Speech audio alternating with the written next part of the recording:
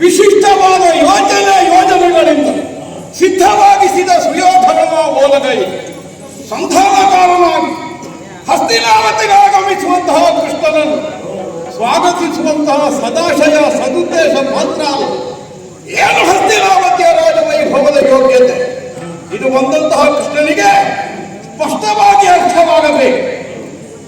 ಕೌರವನದ್ದಾದಂತಹ ಕ್ರತು ಶಕ್ತಿ ಏನು ಅನ್ನುವುದು ಬಂದಂತಹ ಕೃಷ್ಣನಿಗೆ ಸುಲಭದಲ್ಲಿ ಗೊತ್ತಾಗಬೇಕು.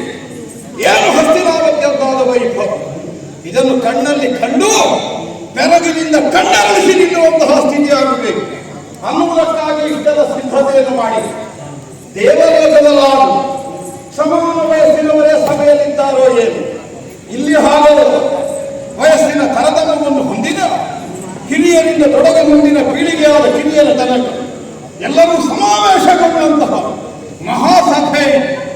ವಯಸ್ಸಿನಲ್ಲಿ ಹಿರಿಯರಾದ ಬಾಹ್ಲಿಕ ಮಹಾರಾಜ, ಮನೆತನದ ಹಿರಿಯರಾದ ಭೀಷ್ಮಾಚಾರ್ಯ, ನಮ್ಮ ಅಯ್ಯನಾದಂತಹ ರಾಷ್ಟ್ರಭೂಪತಿ, ಗುರುಗಳಾದಂತಹ ದ್ರೋಣಕುಲೆ ಮೊದಲಾದಂತಹ ಅನುಭವಸ್ಥರು ಮಾತ್ರವಲ್ಲ, ತಮ್ಮನಾದ ದುಶ್ಯಾಸನ, ಮಿತ್ರನಾದ ಕರ್ಣ, ಸಕಾಲದಲ್ಲಿ ಬೇಕಾದಂತಹ ಯುಕ್ತಿಯ ಉಪಾಯಗಳನ್ನೆಲ್ಲ ನಮಗೆ ಸೂಚಿಸಿ ಸದಾಕಾಲ ನಮ್ಮ ಒಳಿತನ್ನೇ ಹಾರೈಸುವ ಕೃಷ್ಣನಿಗೆ ಪ್ರತಿಸ್ಪರ್ಧಿಯಾಗಿ ನಿಲ್ಲಬಲ್ಲಂತಹ ಅರ್ಹತೆಯನ್ನು ಹೊಂದಿದ ಮಾಮಯ್ಯನಾದಂತಹ ಶಕುನಿ, ನನ್ನ ಮಕ್ಕಳಾದ ಲಕ್ಷ್ಮಣಾದಿಗಳು, ಅವರ ಮಕ್ಕಳು 3 ತಲೆಮಾರು ಹಿಂದೆ 3 ತಲೆಮಾರು ಮುಂದೆ. ಇದು ಸುಯೋಧನನ ವೈಭವದ ಅರ್ಹತೆಯ ಜಾತಕವಾಗಿ ಇಂದಿನ ದಿನ ಒದಗಿ ನಿಂತಿದೆ. ಅಲ್ಲೊಂದು ಸಲ ನಾವು ಉದ್ದೇಶಪೂರ್ವಕವಾಗಿ ಇಂತಹ ಸಭೆಯನ್ನು ಸಿದ್ಧ ಮಾಡಿದ್ದೇವೆ. ಅದಕ್ಕೆ ತೋರಣ ಸ್ಫಾಟಿಕ ಅಂತ ಹೆಸರು. ಆ ಸಭೆಗೆ ಪಾಂಡವರನ್ನು ದ್ಯೂತಕ್ಕಾಗಿ ಕರೆದು ಅವರನ್ನು ದ್ಯೂತದಲ್ಲಿ ಸೋಲಿಸಿ ಕಾಲಿಗೆ ಕಳುಹಿಸಿದರು. ವರ್ಷ 14 ಕಳೆದಿವೆ. ಈಗ ಮತ್ತೊಮ್ಮೆ ಅಂತಹ ಒಂದು ಸಭೆಯನ್ನು ಸಿದ್ಧವಾಗಿಸಿಕೊಳ್ಳಬೇಕಾದಂತಹ ಅನಿವಾರ್ಯತೆಯನ್ನು ಮನಗಂಡು ನಿನ್ನೆ ದಿನ ಮಾತನಾಡುವುದಕ್ಕೆ ಬರಬಹುದು ಅನ್ನುವ ಹಾಗೆ ನಮ್ಮವನಾದ ವಿದುರನನ್ನೇ ಕಳುಹಿಸಿದಂತಹ ಕೃಷ್ಣನಿಗೆ ಮುಖಕ್ಕೆ ಹೊಡೆದ ಹಾಗೆ ನಮ್ಮ ಅಂತರಂಗವನ್ನು ಹೇಳಿ ಕಳುಹಿಸಿದ್ದೇವೆ. ನಂದನಿಗೆ ಹಿಂದೆ ನಮ್ಮಳು ಕಜ್ಜ ಬಂದರೆ ನಾಳೆಯೊಳಗಿದ್ದಾರೆ. ಹಾಗಿದ್ದು ಬಹಳ ದಿವಸ ಇಲ್ಲೇ ಉಳಿಸಿ ತಲೆಹಾಳು ಮಾಡಿಕೊಳ್ಳುವ ಯೋಜನೆ ನಮಗಿಲ್ಲ. ಆದಷ್ಟು ಬೇಗ ಬಂದಂತಹ ಮಾರಿಬೇಲಿಯನ್ನು ಊರಿಂದ ಹೊರಗೆ ಕಳುಹಿಸಿದ ಹಾಗೆ ಸಂಧಾನಕಾರನಾಗಿ ಬಂದಂತಹ ಕೃಷ್ಣನಿಗೆ ಸರಿಯಾದ ಉತ್ತರ ಕೊಟ್ಟು ಹಿಂದಕ್ಕೆ ಕಳುಹಿಸಬೇಕಾಗಿದೆ. ಬೇಕಾದ ಸಿದ್ಧತೆಗಳಲ್ಲಾಗಿದೆ. ನೋಡಿದಿರೋ ಏನು ವೈಭವ.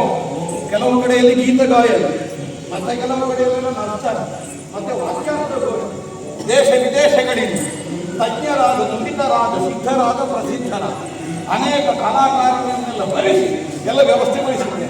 ಎಲ್ಲ ಒಟ್ಟಿಗೆ ಮಾಡಿ ಅದಾಗಿ ವಿಷವಾದ ಒಟ್ಟಿಗೆ ಯಾರಿಗೂ ಆಗಲಿಲ್ಲ. ಬೇಕಾದದ್ದನ್ನು ಅವರವರು ನೋಡಿಕೊಳ್ಳಿ. ಈ ಭಾವದಿಂದ ಸಿದ್ಧವಾಗಿಸಿದೆ. ಮಾತ್ರವಲ್ಲ, ದೇಶ ವಿದೇಶದಿಂದ ಗಣಿಕೆಯರನ್ನೆಲ್ಲ ಬರೆಸಿ ಅವರನ್ನೆಲ್ಲ ನರ್ತನೆ. ಯಾಕೆ ಕೃಷ್ಣನ ಗುರುಗಿನ ಮಗುವುದು ಸೀರೆಯ ಸೆಳೆದು ಕಟ್ಟರೆ ಕಾಣುತ್ತದೆ, ಹೋಗ್ಬಿಟ್ಟು ಬುದ್ಧಿ ಸ್ಥಗಿತವನ್ನು ಹೊಂದುತ್ತದೆ. ನಮಗಾಗ ಪ್ರಯೋಜನ ಆಗ್ತದೆ, ಸಂಧಾನಕ್ಕೆ ಕೆಲಸ ಸುಲಭ ಆಗ್ತದೆ. ಅದರಿಂದೆಲ್ಲ ವ್ಯವಸ್ಥೆ ಆಗಿ ನೀನು ಬೆಳೆ ಬೆಳೆಯುವುದಕ್ಕೆಲ್ಲ ಮನೆಯಲ್ಲಿ ಬಿಡಾರ ಹುಡಿದ ಕೃಷ್ಣನಲ್ಲಿ ಹೋಗಿ ಹೇಳು, ಯಾರು ಈ ಕೃಷ್ಣ ರೂಪವ ಮುಂದೆಯಾಗಿದೆ.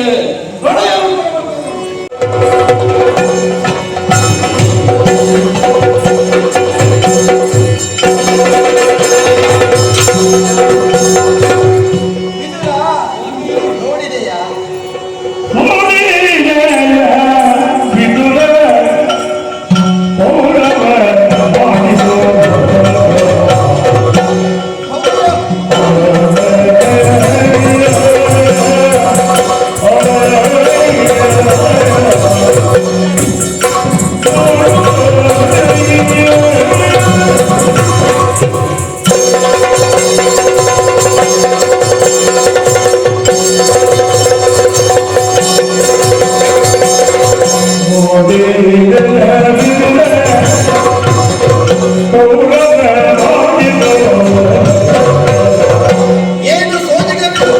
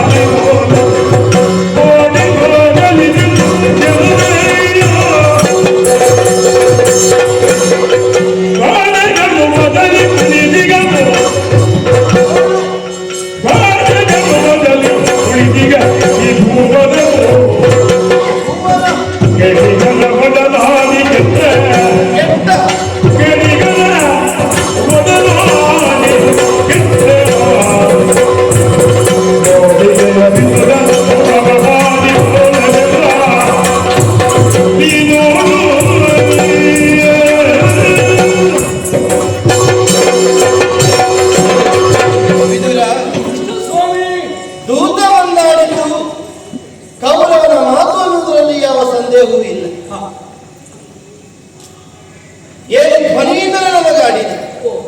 ನಮ್ಮಲ್ಲಿ ನಿವೇದಿಸಿಕೊಂಡದ್ದಲ್ಲ. ದೂತನ ಆಜ್ಞೆಯೋ ಸುಯೋಧನ ಆಜ್ಞೆಯೋ ಅಂತ ತಿಳಿಲಿಲ್ಲ. ಏನು ಏಳೈ ಕೃಷ್ಣ ಭೂಪನನುಜ್ಞೆಯಾಗಿ ಹುದು ನಿನಗೆ. ನಾವು ನಿರೀಕ್ಷೆಯಲ್ಲಿದ್ದದ್ದು ಆ ಸನ್ನಿವೇಶದಲ್ಲಿ ಬಂದದ್ದು ಕೌರವೇಶ್ವರನನ್ನು ನುಡಿಸುವುದಕ್ಕಾಗಿ ಮಾತನಾಡಿಸುವುದಕ್ಕಾಗಿ. ಯಾವ ಬಗೆಯೇ ಇರಲಿ, ದೂತನ ಮೂಲಕವಾಗಿ ಅಂತಹ ಸನ್ನಿವೇಶಕ್ಕೆ ಅವಕಾಶವನ್ನು ಕಲ್ಪಿಸಿಕೊಡ್ತಾನೆ ಅಂತಾದರೆ ನಾವು ಅದಕ್ಕೆ ಸ್ಪಂದನೆಯನ್ನು ಕೊಡಲೇಬೇಕಾದವು. ಸಭಾಪ್ರವೇಶವನ್ನು ಮಾಡಿದ್ದೇವೆ. ನೋಡಿದೆಯಾ ವಿದುರ, ಈತ ಮಾಡಿದ ಓಲಗ ಹೌದಯ್ಯ, ಇದು ಕೌರವ ಮಾಡಿದ ಓಲಗ. ಪೆಟ್ಟಿಗೆಯಲ್ಲಿದ್ದದ್ದು ಪೂರ್ತಿ ಹೊರಗೆ ತಂದು ಸುರಿದಿದ್ದ. ನಡೆದು ಬಂದದ್ದು ರಕ್ತಗಂಬಳಿಯ ಮೇಲೆ ಕಾಲಿಟ್ಟುಕೊಂಡು ಬಂದ. ನಿನಗೇನು ಕಾಲಿಗೆ ಚುಚ್ಚಿದಾಗಲಿಲ್ವ?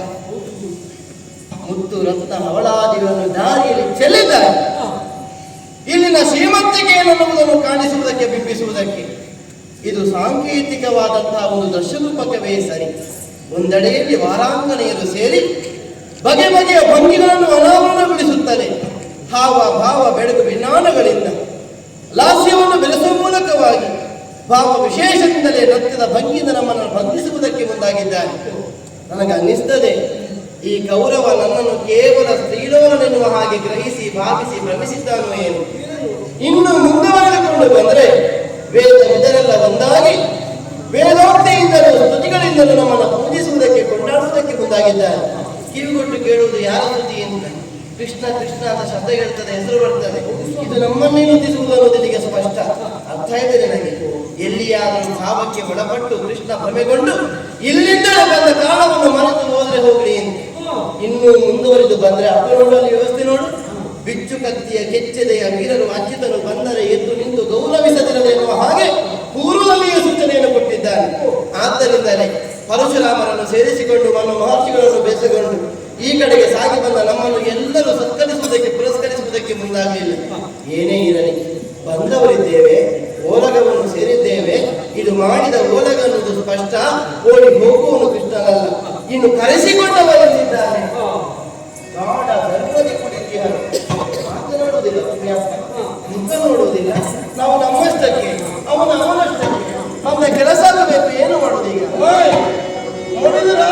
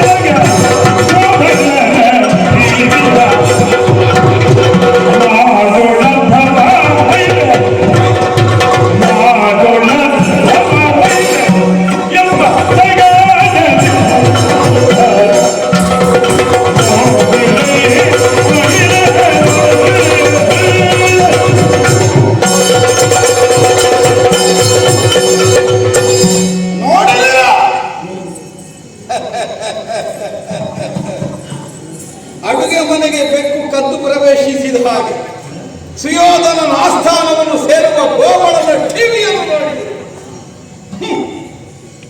ಅಭ್ಯಾಸ ಆಗಿ ಹೋಗಿದೆ. ತೆರೆದ ಬಾಗಿಲಿನಿಂದ ಬಂದ ಅಭ್ಯಾಸ ಇದ್ದರು.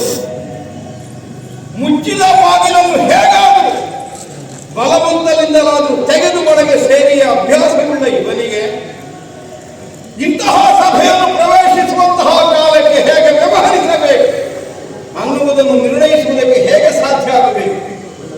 ಕುಲಹೀನ ನೋಡು, ಮಾತಾಡಿ ಹೋಗುವವಳ ಟಿವಿ ಯಾರಪ್ಪ ಹೊಸಬ ಬಂದ ಅಂತ ನಾನು ಭಾವಿಸಿ ನೋಡಿ, ಅವನ ಹೆಗಲ ಮೇಲೆ ಇವನ ಕೈ, ಆ ಮುದುಕನ ಕೈ ಇವನ ಸೊಂಟದಲ್ಲಿ. ಈಗ ಒಂದು ಸಭೆಯನ್ನು ಪ್ರವೇಶಿಸಬೇಕಾಗುವುದು. ಬಂದಂತಹ ವಿಧಾನವನ್ನು ಗಮನಿಸಿದರೆ ತನ್ನದಾದ ಜಾಣ್ಮೆಯಿಂದ, ಉಪಯುಕ್ತಿಯಿಂದ, ತಂತ್ರದಿಂದ, ಚತುರತೆಯಿಂದ ಪಾಂಡವರಿಗೆ ಸೇರಬೇಕಾದದನ್ನು ಅವರು ಭಾವಿಸಿದ ಅರ್ಥ ರಾಜ್ಯವನ್ನು ಸೆಳೆದುಕೊಂಡೇ ಹೋಗುತ್ತೇನೆ ಅನ್ನುವಂತಹ ಸಗಾಡಿಗೆಯಲ್ಲಿ ಬಂದ ಹಾಗೆ ಕಾಣಿಸ್ತಾ ಇದೆ. ಆದರೆ ಇದು ಎಂತವರ ಸಭೆ?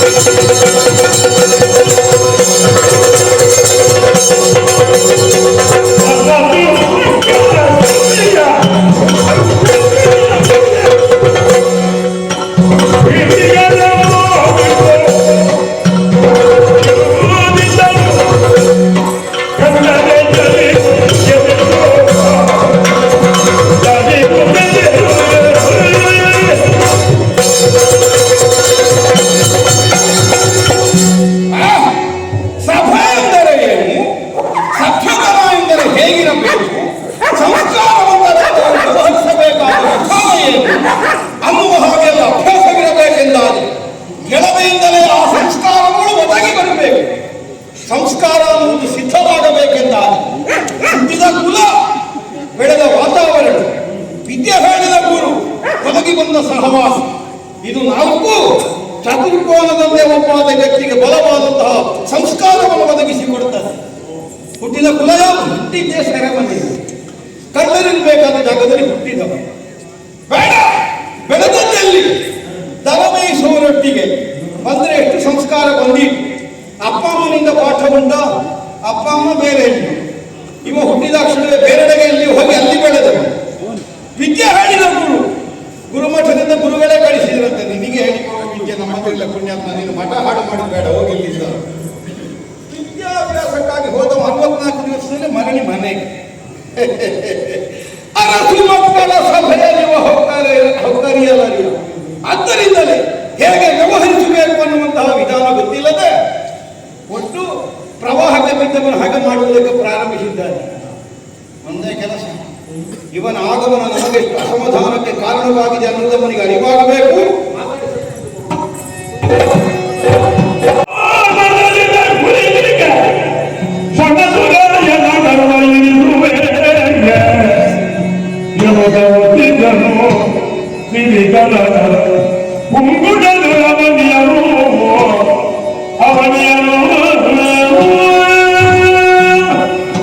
ನಮ್ಮೊಂದಿಗೆ ಬೆಸೆಕೊಂಡು ಸಾಗಿ ಬಂದಂತಹ ಋಷಿವರೇಣ್ಯರಿಗೆ ಕುಳಿತುಕೊಳ್ಳುವುದಕ್ಕೆ ಉಚಿತವಾದ ಆಸನವನ್ನು ಭೀಷ್ಮರೇ ಮೊದಲಾದ ಮಹನೀಯರು ಇದ್ದವರಿದ್ದಾರೆ, ವ್ಯವಸ್ಥೆಯನ್ನು ಕಲ್ಪಿಸಿದವರಿದ್ದಾರೆ. ಆದರೆ ನಮ್ಮ ಕುರಿತಾಗಿ ಲಕ್ಷ್ಯವನ್ನು ಆರಿಸದೆ ಅವಗಣನೆಯೋ ತಾತ್ಸಾರವೋ ಮುಖಾವಲೋಕನವನ್ನೇ ಮಾಡುವುದಿಲ್ಲ ಅನ್ನುವಂತಹ ಧೋರಣೆಯನ್ನಂತೂ ಗರ್ವದಿಂದಲೇ ಕುಳಿತಿರುವ ಈತನ ದರ್ಪಕ್ಕೊಂದು ವ್ಯವಸ್ಥೆ ಆಗಬೇಕು. ವಿದುರ ಮಹಾಶಯ, ನಾನು ಪಾಂಡವರ ನಿಯೋಗಿಯಾಗಿ ಕಡೆಗೆ ಸಾಗಿ ಬಂದವರು, ಕರ್ತವ್ಯ ಪ್ರಜ್ಞೆಯಿಂದಲೇ ಕಡೆಗೆ ಸಾಗಿ ಬಂದವರು. ಇವ ಮಾತನಾಡದೇ ಇರಬಹುದು, ಈತನನ್ನು ಮಾತನಾಡಿಸಿದ್ರೆ ನಮಗೆ ನಿರ್ವಾಹ ಇಲ್ಲ. ಮಾತನಾಡುವುದಿಲ್ಲ ಅನ್ನುವ ಹಾಗೆ ಮುಖಗಟ್ಟಿ ಹಾಕಿಕೊಂಡು ಕೂತ ಈತನನ್ನಾದರೂ ಮಾತನಾಡಿಸದ ನಿರ್ವಾಹ ಇಲ್ಲ. ಅದಕ್ಕೊಂದು ವ್ಯವಸ್ಥೆ ಮಾಡ್ತೇನೆ ನೋಡು.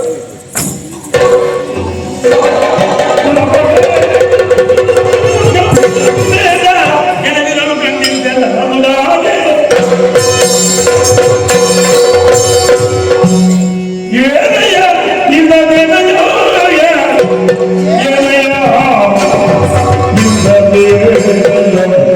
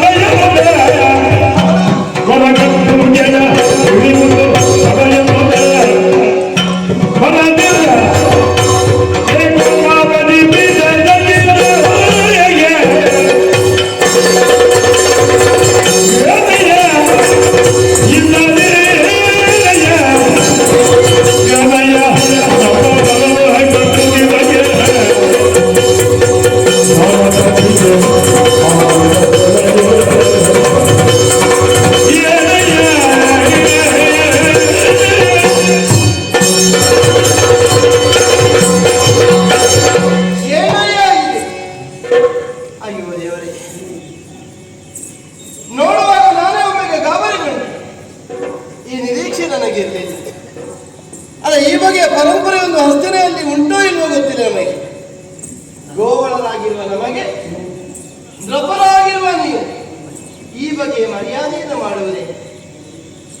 ಕೃಷ್ಣ ಬಂದು ಬಹಳ ಹೊತ್ತಾಯಿತು, ನಾನು ಎದ್ದು ಸತ್ಕರಿಸುವಲ್ಲಿ ನಮಸ್ಕರಿಸುವಲ್ಲಿ ತಡವಾಯಿತು ಅನ್ನುವ ಭಾವಕ್ಕೆ ಕಟ್ಟು ಬಿದ್ದ ನೀನು ನಮಸ್ಕರಿಸುವ ಭರದಿಂದ ಜ್ಞಾನ ತಪ್ಪಿದೆಯೋ ಹೇಗೆ? ಅಲ್ಲದಿದ್ರೆ ಏನಂತೆ ಎದ್ದು ಬಂದು ನಮಸ್ಕರಿಸುವುದು ಇನ್ನೊಂದು. ಈ ಬಗೆಯ ಒಂದು ವಿಷಯ ಪರಂಪರೆ ಇಲ್ಲಿ ಉಂಟು ಅಂತ ಗೊತ್ತಿರಲಿಲ್ಲ. ಪೀಠ ಸಹಿತ ನೀನು ಎದ್ದು ಬಂದೆ. ಅಲ್ಲ, ಪೀಠ ಬಿಡುವುದಿಲ್ಲ ಅನ್ನೋದೇ ಉದ್ದೇಶವೇ ಏನು? ನಾನು ಹೇಳಿದ್ದು ನನಗೆ ನೋಡುವಾಗ ಕಷ್ಟ ಅಂತ ಅನಿಸ್ತದೆ. ಬಿದ್ದು ಹೊರಲಾಡ್ತಾ ಇದ್ದೆ. ಕಲ್ಲು ಮುಳ್ಳುಗಳನ್ನು ಮೆಚ್ಚಿ ನಡೆದಂತಹ ಕಠಿಣವಾದ ನನ್ನ ಈ ಪಾದಕ್ಕಾದರೂ ನೀನ ತಲೆ ಸೋಕಿದ ಕಾಲಕ್ಕೆ ನೋವಾಗ್ತದೆ. ಅಯ್ಯ, ನೀನು ಸುಖವಂತನಲ್ಲ ಅಯ್ಯ. ಚರಣ ನನಗೆ ಬಲು ನೋವಾಯ್ತಯ್ಯ. ನನಗೆ ಎಷ್ಟು ಸಂಕಟ ಆಗ್ತದೆ. ಹೇಳು, ಕೈಗೊಳ್ಳಬೇಕಾ?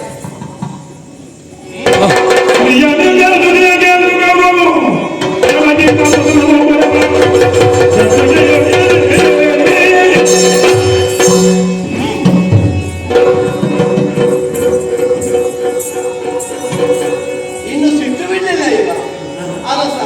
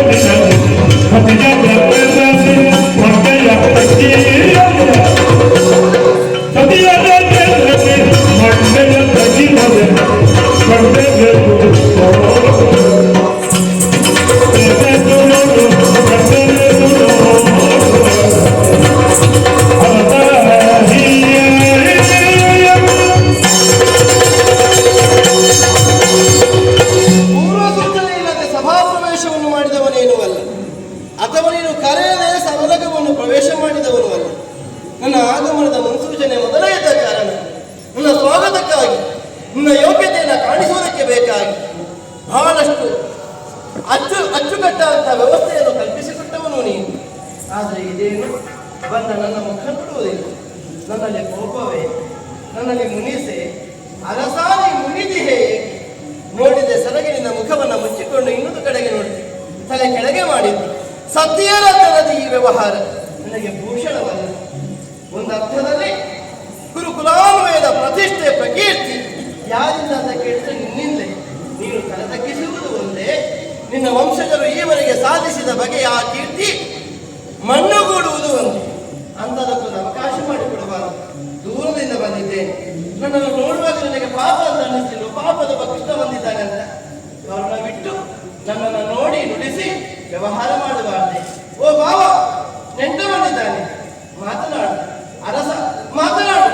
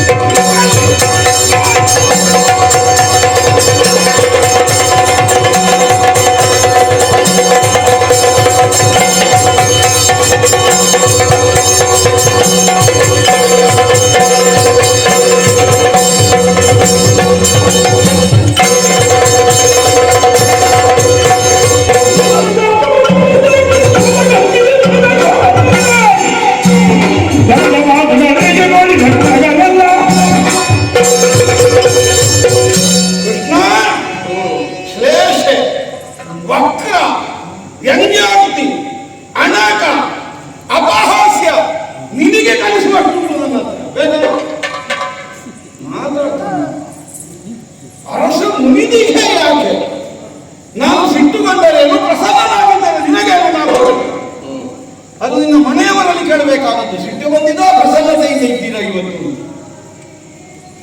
ಮಾತಾಡಬೇಕಲ್ವ? ನಿನ್ನಲ್ಲಿ ಒಂದು ಮಾತಿಗಾದರೂ ಸಮಾನತೆ ಬೇಕು. ಉಂಟಾ ಯೋಗ್ಯತೆ ನಿನಗೆ?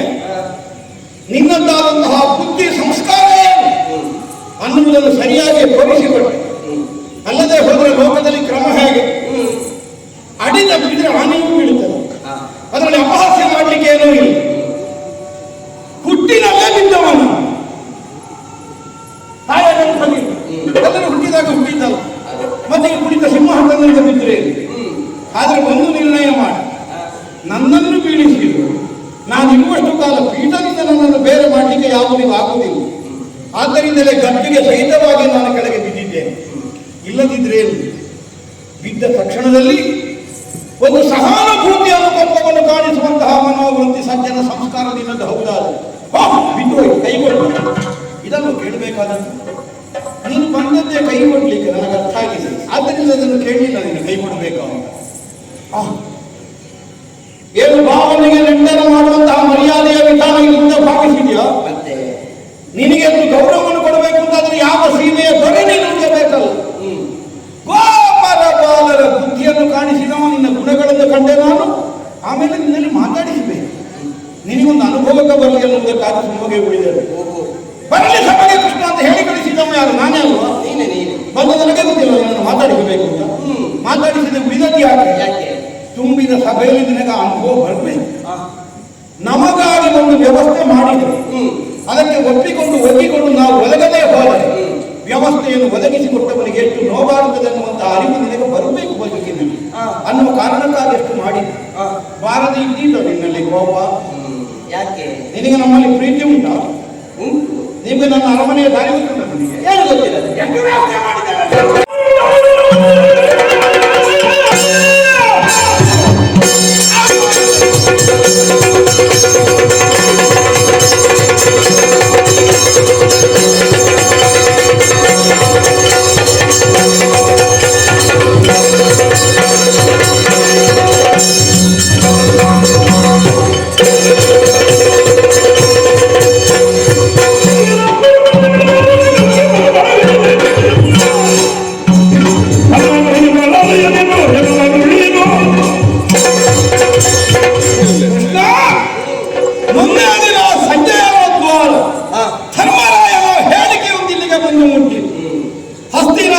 ಭೂಮಿಯ ವಿಷಯ ಸಂಬಂಧವಾಗಲಿ, ಕಡುಗವಾಗಲಿ, ನೀತಿಯಾಗಲಿ ಒಡೆಯನಾದ ಲಕ್ಷ್ಮೀರಮಣ ಬರ್ತಾನೆ. ಒಡೆಯುವುದಕ್ಕೆ ಬರ್ತಾನೆ ಅಂದ್ರೆ ನಮಗೆ ಪ್ರಧಾನ. ಬರ್ತಾ ಇದ್ದಾವ ಇಲ್ಲಿಗೆ. ಬರುವ ಯಾರೇ ಆಗಲಿ, ಬಂದಿರುವುದು ಯಾವುದಕ್ಕೆ? ಹಸ್ತಿನಾವತಿಯ ಉತ್ತಮವಾದ ಚಂದ್ರವಂಶದ ಮನೆತನದ ಒಂದು ದಾಯಭಾಗದ ವಿಚಾರವನ್ನು ವಿಮರ್ಶಿಸುವುದಕ್ಕೆ ಮಾತುಕತೆಗೆ ಇಲ್ಲಿಗೆ ಆಗಮಿಸುವ ಎಷ್ಟು ಸಣ್ಣವನಾದರೂ ಆಗಲಿ ಮನೆತನ ದುಡಿದು ಮನೆತನದ ವಿಷಯ ದುಡಿದು. ಆದ್ದರಿಂದ ಬರುವವನಿಗೆ ಮನೆತನದ ಗೌರವಕ್ಕೆ ಅನುಗುಣವಾಗಿ ವ್ಯವಸ್ಥೆ ಆಗಬೇಕು ಅನ್ನುವುದಕ್ಕೆ ಬೇಕಾಗಿ ನಿನಗೆ ನಮ್ಮ ಮನೆಯೊಳ ಆರಾಧನೆ ಏನು ವ್ಯವಸ್ಥೆ ಮಾಡಿದ್ದೆ. ದೇಶ ವಿದೇಶದಿಂದ ಪಾಕಶಾಸ್ತ್ರ ಪ್ರವೀಣರನ್ನೆಲ್ಲ ಭರಿಸಿ ಏನು ರುಚಿಯಾದ ನವರಸಭರಿತವಾದ ಒಂದೇ ರಸ ಅಲ್ಲ, ಷಟ್ರಸದ ಭೋಜನ ನೀನು ಮಾಡಿರಬಹುದು. ಮೊನ್ನೆ ನಾನು ದ್ವಾರಕೆಗೆ ಬಂದಿರುವಾಗಲೂ ಚೆನ್ನಾಗಿ ಉಂಡು ಮಲಗಿದ್ದಿ ಹಗಲಿನ ಹೊತ್ತಿನಲ್ಲಿ. ಹೌದು, ನಿಜವಾಗಿ ಮರ್ಯಾದಸ್ಥರು ಹಗಲು ನಿದ್ದೆ ಮಾಡೋದಿಲ್ಲ. ಮತ್ತೆ ನಿನಗದು ಸಂಬಂಧ ಇಲ್ಲ ಬಿಡು. ಹಗಲು ಹೊತ್ತಿನಲ್ಲಿ ಷಡ್ರಸದ ಭೋಜನವನ್ನು ಮಾಡಿ ನಿದ್ದೆ ಮಾಡಿ ಅದೇ ಹೌದಾದ್ರೆ ನಿನಗೆ ಆಗ್ರಸದ್ದು ಊಟ ಮಾಡಿದರೆ ನಿದ್ದೆ ಬರ್ತದೆ. ನಿದ್ದೆ ಬಂದರೆ ನಮ್ಮ ಪ್ರಸನ್ನ ಹಾಳಾಗಿ ಹಾಗಾಗಿ ಎಚ್ಚರದಲ್ಲಿ ಅದಕ್ಕೆ ಬೇಕಾಗಿ ನವರಸದ ಅಡುಗೆ ಸ್ವಲ್ಪ ವೀರದ ಸಾಲ ಸೇರಿಸಿಯೇ ಮಾಡಿದ್ದೆ ಅಡುಗೆ. ಬರ್ಬೋದು ನಿನಗೆ, ಬರಲಿಲ್ಲ. ಬಹುಶಃ ನಿನಗೆ ಹೆದರಿಕೆ ಆಯ್ತು ಕಾಣ್ತದೆ. ಯಾಕೆ? ನಾನು ಇಲ್ಲಿ ನಿನಗೆ ವಿಷ ಹಾಕಿದ್ದೆ. ಹಾಗೆ ಹಾಗೆ ಹೇಳಿದ್ರೆ ಹಾಕಿದವರೇ ಏನು ನನ್ನ ಅಷ್ಟು ಹೆಟ್ಟ ಅಂತ ತೆಗಿದ್ದೇನೆ. ನಿನಗೆ ವಿಷ ಹಾಕಿ ನಷ್ಟ ಮಾಡಿಕೊಳ್ಳುವ ಜನ ನಾನು. ನಿನಗೆ ಹಾಕಿದ್ರೆ ಪ್ರಯೋಜನ ಇಲ್ಲ. ಆದ್ದರಿಂದ ವಿಷ ಹಾಕಿ ನಾನು ಹಾಕಿ ಆತಂಕವನ್ನು ಅನುಭವಿಸಬೇಕಾದದ್ದು ಏನೋ ನಮ್ಮಲ್ಲಿ ಹಿತ ಇಲ್ಲ, ಬರಲಿಲ್ಲ. ತಮ್ಮ ನಾನು ದುಶ್ಯಾಸನ ಮನೆಯನ್ನು ಅವನು ಒಕ್ಕಲಿ ವಿಷಯ ಯಾಕೆ ಇರುವುದರಲ್ಲಿ ದೊಡ್ಡ ಮನೆ ಅವನನ್ನು ಒಳ್ಳೆಯದಿದೆ. ಹೌದೌದು. ಇದು ಹಿಂದಿನ ಕಾಲದ ತ್ರೇತಾಯುಗದಲ್ಲಿ ಒಂದು ರಾವಣ ಅನ್ನುವ ಆಗಿ ಹೋದನು. ಅವನಿಗೊಬ್ಬ ತಮ್ಮ ಇದ್ದ ಕುಂಭಶ್ರವಣ. ರಾವಣನಿಗಿಂತ ದೊಡ್ಡ ಅರಮನೆ ಕುಂಭಕರ್ಣನಿಗಿಂತ ನಾವು ಹೇಳುವುದು ಕೇಳಿದ್ದೇವೆ. ಇಲ್ಲಿ ಒಂದೇ ಅನುಷ್ಠಾನ. ಕೌರವನಿಗಿಂತ ದೊಡ್ಡ ಅರಮನೆ ದುಶ್ಯಾಸನ. ಮತ್ತೆ ಅವನಿಗೆ ಅಷ್ಟು ಬೇಕಾಗಿದೆ ದುಶ್ಯಾಸನ. ಅದು ಶೀತಕಾಲದಲ್ಲಿ ಉಷ್ಣ, ಉಷ್ಣಕಾಲದಲ್ಲಿ ಶೀತ. ಹೀಗಿರುವಂತಹ ಒಂದು ಹವಾಮಾನ ಪರಿಸ್ಥಿತಿಯನ್ನೆಲ್ಲ ಹೊಂದಿದಂತ ಒಂದು ಅರಮನೆ ವಾತಾಯನ ವ್ಯವಸ್ಥೆಯನ್ನು ಹೊಂದಿದೆ.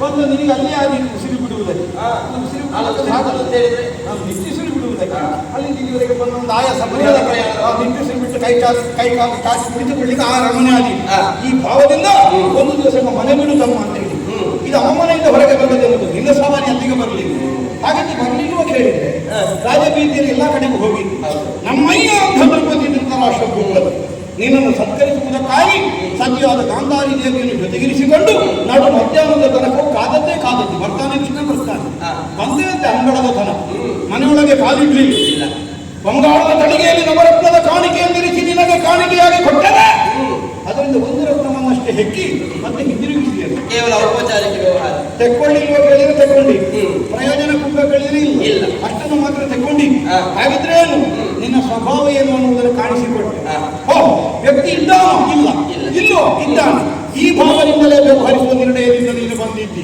ಅನ್ನೋದು ಸ್ಪಷ್ಟ ಆಗ್ತದೆ ಪಾಪ ಹುಟ್ಟಿನಿಂದಲೇ ಕಣ್ಣುಗಳನ್ನು ಹೊಂದದೇ ಇದ್ದವರು ತನ್ನ ಪತಿಗಿಲ್ಲದಂತಹ ಸೌಭಾಗ್ಯ ತನಗೆ ಬೇಡ ಅನ್ನುವುದಕ್ಕಾಗಿ ತನ್ನ ಕಣ್ಣಿಗೆ ತಾನೇ ಬಟ್ಟೆಯನ್ನು ಕಟ್ಟಿಕೊಂಡವು ಅವರ ಮನೆಯಲ್ಲಿ ಅದನ್ನು ಉಪಚಾರ ಸ್ವೀಕರಿಸಿ ಹೋಗಿ ಬೇಡ ಅನವರತ ಒಂದೊಂದು ಭಗವತೆ ವಾಸುದೇವ ನಿನ್ನನ್ನು ಬಿಟ್ಟರೆ ಮತ್ತೊಬ್ಬ ಇಲ್ಲ ಅನ್ನುವಂತಹ ಭಾವದಿಂದ ಏನೆಲ್ಲ ರಾಜಕೀಯ ಸಭೆಯಲ್ಲಿ ನಿನ್ನನ್ನು ಘೋಷಿಸಿರಲ್ಲ ಕೃಷ್ಣಸ್ತು ಭಗವಾನ್ ಸ್ವಯಂ ಆ ಹಂಗಾದ್ರೂ ಮುಗಿಯಿತು ಬಂದದ್ರಲ್ಲಿ ಆ ಮುದುಕರ ಮನೆಯಲ್ಲಿ ಮಧ್ಯಾಹ್ನ ಕೈ ಒದ್ದೆ ಮಾಡ್ತೇನೆ ನಮ್ಮ ಈಶ್ವರ ಮನೆಗಾದ್ರೂ ಹೋಗ್ಬೋದು ನಾನು ಹುಟ್ಟುವವನ ಆಳೆತ್ತದ ಪ್ರತಿಮೆಯನ್ನು ಸ್ಥಾಪಿಸಿ ನನ್ನನ್ನು ಪೂಜಿಸಿದವರು ಹಾಗಾಗಿ ನಿನಗೆಲ್ಲ ಹಿತ ಕಾಣಲಿಲ್ಲ ಕಾಣ್ತಾರೆ ರಾಮನ ಮನೆಗೆ ಹೋಗ್ಬೋದು ಕೃಪರ ಆಗುತ್ತಿತ್ತು ಅಶ್ವತ್ಥಾಮ ಆಗುತ್ತಿತ್ತು ಕರ್ಣನ ಮನೆ ಆಗುತ್ತಿತ್ತು ಬೇಡ ಯಾರ ಮನೆಯೂ ಆಗುತ್ತಿತ್ತು ಹಸ್ತಿನಾಮದಲ್ಲಿ ನೀನು ಹೋದ್ರು ರಾಜ ಕುಟುಂಬದಿಂದಲೇ ಅಲ್ಲಿ ವ್ಯವಸ್ಥೆಗೊಳಿಸಿದಂತಹ ಸಿದ್ಧತೆಗಳಿತ್ತು ಎಲ್ಲ ನಮ್ಮನಿಂದಲೇ ಹೋದದ್ದು ಬೇಕಾದ ದವಸ ಧಾನ್ಯ ಅಲ್ಲ ನಿನಗೆ ನಮ್ಮರ ಮನೆಯೊಳ ಆರೋಗಣೆಗೆ ಮನವಾಗದಿದೆ ಬೇಕಾದಲ್ಲಿ ನೀನು ಉಣ್ಣುವಂತಹ ಅವಕಾಶವನ್ನು ಒದಗಿಸಿದ್ರೆ ಎಲ್ಲಿಯೂ ಉಣ್ಣದೆ ಎಲ್ಲಿಗೆ ಹೋದ ನೀನು